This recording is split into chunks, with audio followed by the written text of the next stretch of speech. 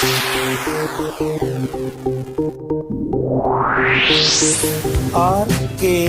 स्वागत है दोस्तों आपका एक बार फिर से हमारे YouTube चैनल RKB कैंफी वीडियोस में। हम आपके सामने कक्षा 10 के भौतिक विज्ञान विषय के अध्याय 3 धातु एवं अधातु की संपूर्ण थ्योरी तैयार आपके सामने प्रस्तुत कर चुके हैं। आपके नोट्स भी हम उसमें समझा चुके हैं। अब अगला टॉपिक हम आपके लिए लेकर आए हैं आपकी पाठ्य पुस्तक NCERT के पाठ्य निहित प्रश्नों को।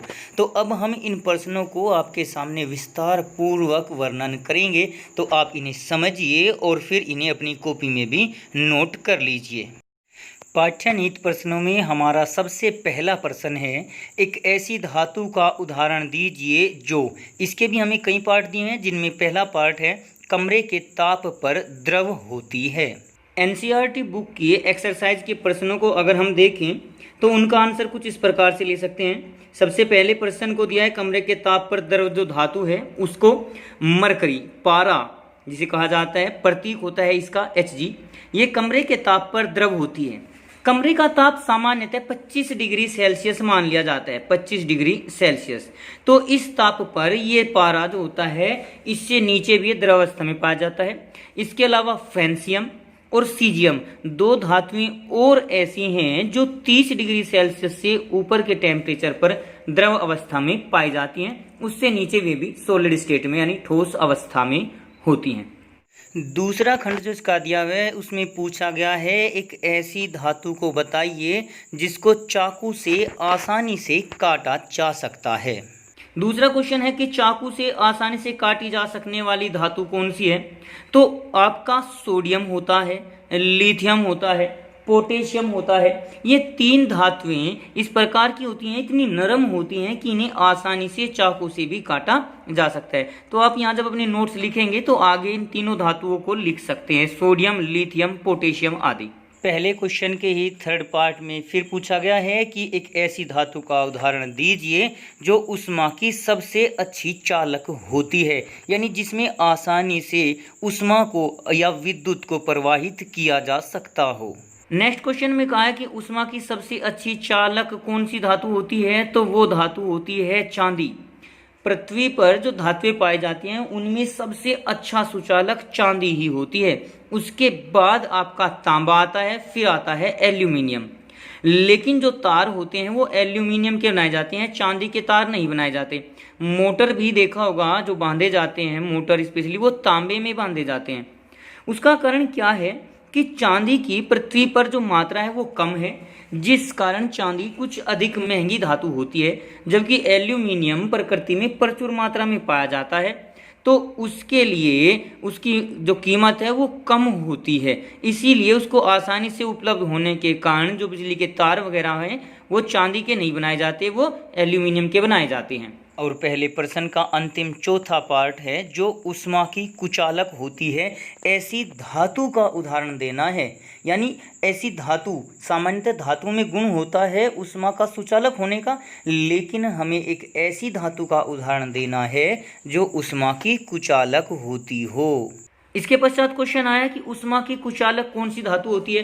तो वैसे तो देखिए सभी धातुएं ऊष्मा की सुचालक होती हैं, ऊष्मा को अपने अंदर से प्रवाहित कर देती हैं, लेकिन बेरिलियम धातु जिसका प्रतीक होता है Be एक ऐसी धातु है जो ऊष्मा की कुचालक होती है, यानी इसके अंदर से ऊष्मा प्रवाहित नहीं हो सकती। इसका कारण है इसमें उपस्थित इलेक्ट्रॉनों का नाभिक के साथ मजबूती से बंधा रहना। तो ये कारण भी होता है, वैसे कारण आपके सिलेबस में नहीं है तो आप केवल इसको याद कर सकते हैं कि ऊष्मा की कुचालक धातु बेरिलियम धातु होती है। पाठ्य निहित प्रश्न जो नंबर 2 है उसमें पूछा गया है कि आघात वर्धनीय और तन्यता का अर्थ बताइए। क्वेश्चन नंबर 2 में आपसे पूछा गया है आघात वर्धनीय और तन्यता का अर्थ बताइए। तो आघात वर्धनीयता और तन्यता, ता जहाँ भी लगा दिया उसका मतलब होता है गुण, यानी आघात वर्धनीय होने का गुण आघात वर्धनीयता कहलाता है। आघात माने होता है चोट करना, मारना, पीटना, और वर्ध्यय मतलब वृद्धि हो जाना, बढ़ जाना। तो जो पदार्थ चोट करने पर बढ़ जाते हैं, फैल जाते हैं, तो स्पेशली जो धातुएं हैं उनको पीटकर, हथौड़े आदि से पीटकर पतली चादर में बदला जा सकता है, उनसे पतली चादरों को बनाया जा सकता है। इस गुण को ही आघात वर्धनीयता कहते हैं और ऐसे पदार्थ आघात वर्ध्य पदार्थ कहलाते हैं। जितनी भी धातुएं होती हैं, सोना, चांदी, लोहा, तांबा, सब आपकी जो होती हैं आघात वर्ध्य धातुएं होती हैं। इसी प्रकार तन्यता, तन्य जो होती है उसको बोलते हैं टेंसिल, टेंसिल स्ट्रेंथ, तन्यता यानी धातु के पतले तार के रूप में खींचने की क्षमता को ही तन्यता कहा जाता है। यानी धातुओं को हम खींचकर तार के रूप में परिवर्तित कर सकते हैं, उनका यह गुण ही तन्यता कहलाता है और धातुएं तन्य होती हैं। तो सोना सबसे अधिक तन्य धातु है, सोना सबसे अधिक आघात वर्धनीय धातु है। यानी सोने की सबसे पतली चादर बनाई जा सकती है, सबसे बारीक तार जो है वो सोने के ही बनाए जा सकते हैं। एनसीईआरटी पुस्तक के अगले पृष्ठ पर स्थित पाठ्य निहित प्रश्न नंबर 3 कि सोडियम को केरोसिन में डुबोकर क्यों रखा जाता है, ये ऐसे भी पूछा जा सकता है कि क्या कारण है कि सोडियम धातु को मिट्टी के तेल में डुबोकर रखते हैं या किस धातु को मिट्टी के तेल में डुबोकर रखा जाता है और क्यों। अगला क्वेश्चन है आपका, सोडियम को केरोसिन में डुबाकर क्यों रखा जाता है। तो इसका जो आप आंसर लिखेंगे वो कुछ इस प्रकार से लिखेंगे कि सोडियम अत्यंत क्रियाशील धातु है जो आसानी से वायु में जलने लगती है, अतः वायु से बचाने के लिए ही सोडियम को केरोसिन यानी मिट्टी के तेल में डुबोकर रखा जाता है। इसी प्रकार से फास्फोरस को पानी में डुबोकर रखते हैं। कभी कभी क्वेश्चन ये आ सकता है कि ऐसी कौन सी है धातु है जिसे पानी में डुबोकर रखा जाता है या पानी के अंदर रखते हैं। तो फास्फोरस तो धातु है, सोडियम धातु है। जब सोडियम को मिट्टी के तेल में डुबोकर रख देंगे तो उसके संपर्क में वायु नहीं आएगी, न तो वायु आएगी न ही वायु की नमी यानी H2O जल के कण आएंगे। तो ये जो सोडियम होता है वो वायु के साथ या जल के साथ आसानी से जलने लगता है। अक्सर जादू करने वाले जो नारियल के ऊपर पानी छिड़ककर आग लगा देते हैं तो वो उसके अंदर सोडियम धातु को ही रख के रहते हैं, छुपा देते हैं उसके अंदर, और पानी डालने पर ऐसा महसूस होता है कि जैसे भाई भूत भगाने वाले ने भूत को जला दिया। तो इसकी समीकरण कुछ इस प्रकार से हम लेकर चल सकते हैं। देखिए, सोडियम जब वायु के साथ जलेगी तो वो सोडियम ऑक्साइड Na2O बना देता है।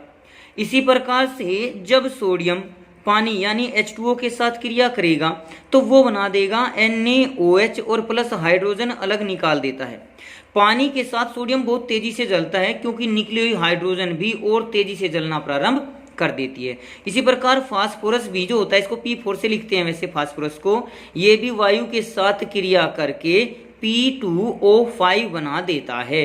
बैलेंस करने के लिए यहाँ 2 या 5 की मल्टीप्लाई कर सकते हैं। तो इसी कारण यानी वायु से बचाने के लिए सोडियम को मिट्टी के तेल में और फास्फोरस को पानी में डुबोकर रख देते हैं।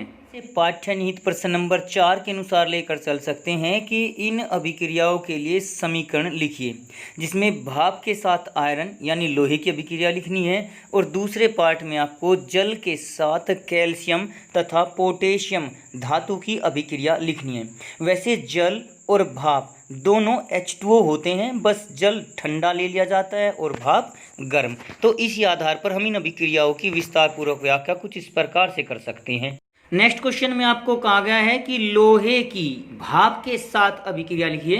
भाप के साथ आयरन की अभिक्रिया, आयरन लोहा होता है Fe और भाप H2O ही होता है, लेकिन यहाँ इसको आप भाप, जलवाष्प या स्टीम इंग्लिश में भी लिख सकते हैं। जब लोहा जल के साथ क्रिया करेगा तो Fe2O3 यानी फेरिक ऑक्साइड बना देता है और हाइड्रोजन को मुक्त करता है। यहाँ पर एक बात ध्यान रख देने की है कि जो भाप होती है, जल जो अणु होते हैं भाप के रूप में, उनकी ऊर्जा बहुत अधिक हो जाती है, जिस कारण में Fe के साथ क्रिया कर लेते हैं। तो लोहा जो होता है वो ठंडे जल के साथ अभिक्रिया नहीं करता, भाप के साथ ही तेजी से अभिक्रिया कर लेता है। जबकि मैग्नीशियम, सोडियम वगैरह जो होते हैं ये सामान्य जल के साथ और ठंडे जल के साथ भी अभिक्रिया कर लेते हैं। इसी प्रकार से जल के साथ कैल्शियम और पोटेशियम की अभिक्रिया भी है। कैल्शियम और पोटेशियम जो दोनों धातुएं होती हैं ये बहुत क्रियाशील धातुएं होती हैं जो जल ठंडे जल के साथ अभिक्रिया कर लेती हैं। और आपको बताया है कि धातुएं जब भी जल के साथ क्रिया करेंगी तो वो अक्षार बनाएंगे और हाइड्रोजन निकाल देंगी। जैसे अभी लोहे ने भी निकाला था, तो पोटेशियम जल के साथ क्रिया करके पोटेशियम हाइड्रोक्साइड बनाती है और H2 यानी हाइड्रोजन निकाल देती है। इसी प्रकार से कैल्शियम जल के साथ क्रिया करके कैल्शियम हाइड्रोक्साइड का निर्माण करती है और H2 यानी हाइड्रोजन निकाल देती है। आप इन पोटेशियम हाइड्रोक्साइड, कैल्शियम हाइड्रोक्साइड, इनके नाम जब आप अपनी कॉपी में लिखेंगे तो नीचे इनके नाम भी लिख लेना। तो इस प्रकार से हमने आज आपको कुछ पाठ्य निहित प्रश्न कराए हैं। शेष बाकी के बचे हुए पाठ्य निहित प्रश्नों के लिए हम आपके सामने अगली वीडियो प्रस्तुत करेंगे। तो यहाँ तक जो भी हमने आपको आज कराया है उसको आप अपनी कॉपी में नोट कर लेना। बाकी अगले क्वेश्चन को समझने के लिए आप हमारे चैनल को सब्सक्राइब कर सकते हैं और बेल आइकन को दबा लें ताकि आपको आने वाली अगली वीडियो आसानी से प्राप्त हो जाए। तो आज की वीडियो के लिए आपका धन्यवाद। आज की वीडियो में बस इतना ही। अगली वीडियो प्राप्त करने के लिए हमारे चैनल को सब्सक्राइब करें, वीडियो को लाइक करें और अगर वीडियो अच्छी लगे तो कमेंट्स करें और दोस्तों को भी शेयर करें।